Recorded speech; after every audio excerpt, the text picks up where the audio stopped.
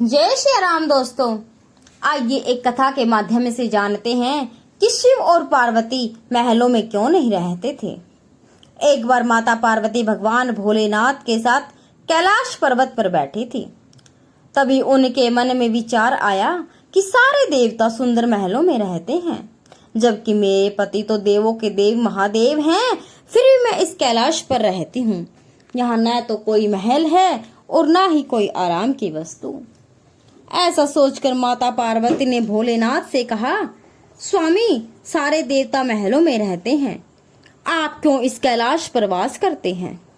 आप भी हमारे लिए एक भवन बनवा लीजिए ताकि हम भी आराम से रह सके।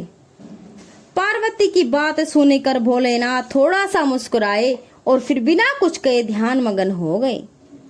माता पार्वती भोलेनाथ के इस व्यवहार को देखकर सोचने लगी कि यह कुछ ठीक नहीं है, किंतु वह बिना कुछ कहे वहां से चली गई।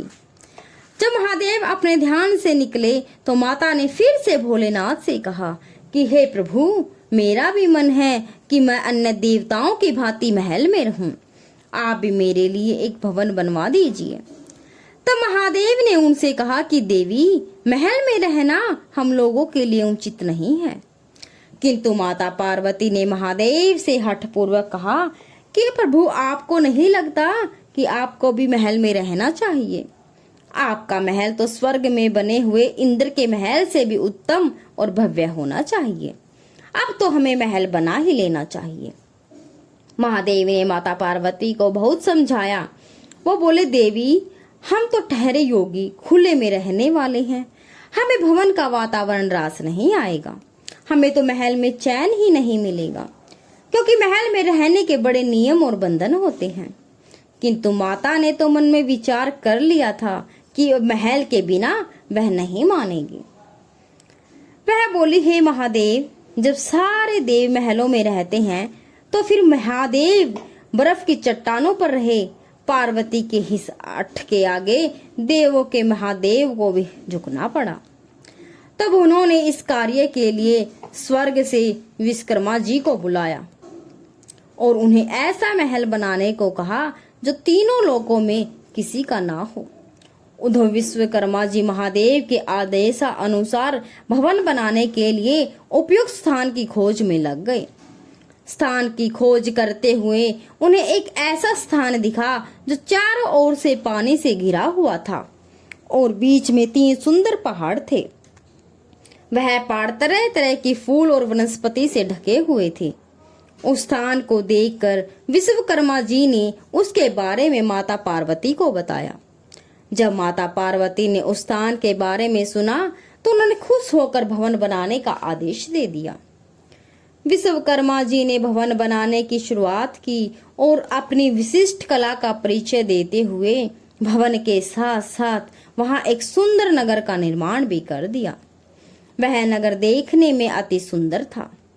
विश्वकर्मा जी ने उस महल और नगर को सुंदर बनाने में अपना पूरा योगदान दे दिया था।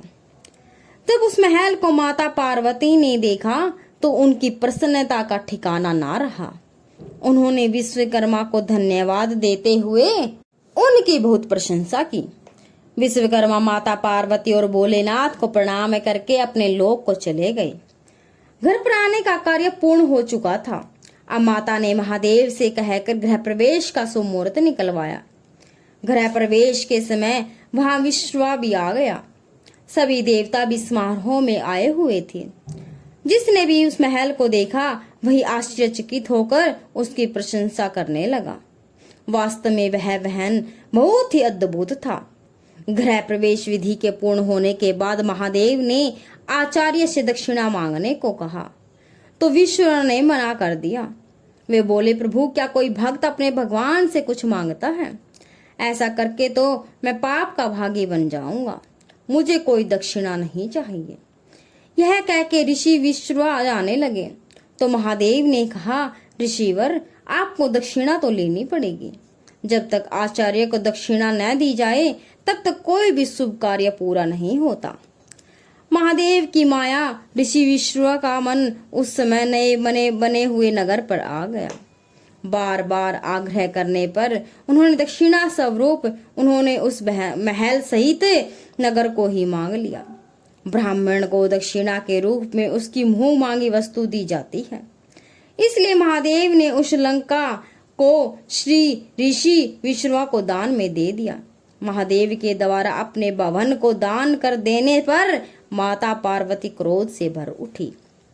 उन्हें ऋषि की इस दृष्टता पर बड़ा ही क्रोध आया। उसी क्रोध में उन्होंने ऋषि विश्रवा को श्राप दे दिया। वे बोली, तुम तो आचार्य कहलाने के लायक भी नहीं हो। महादेव की सरलता का लाभ उठाकर तुमने बड़ी कुटिलता से मेरे प्रिय महल को ही हर लिया। इसके लिए मैं तुम्हें श्राप देती हूँ कि महादेव का ही भक्त एक दिन इस महल को जलाकर राख कर देगा। इसके साथ ही तुम्हारे कुल का विनाश आरंभ हो जाएगा। पुराणों के अनुसार ऋषि विश्रवा ने वह नगर अपने पुत्र कुबेर को दे दिया, लेकिन कुबेर को निकालकर लंका पर रावण ने अपना अधिकार कर लिया।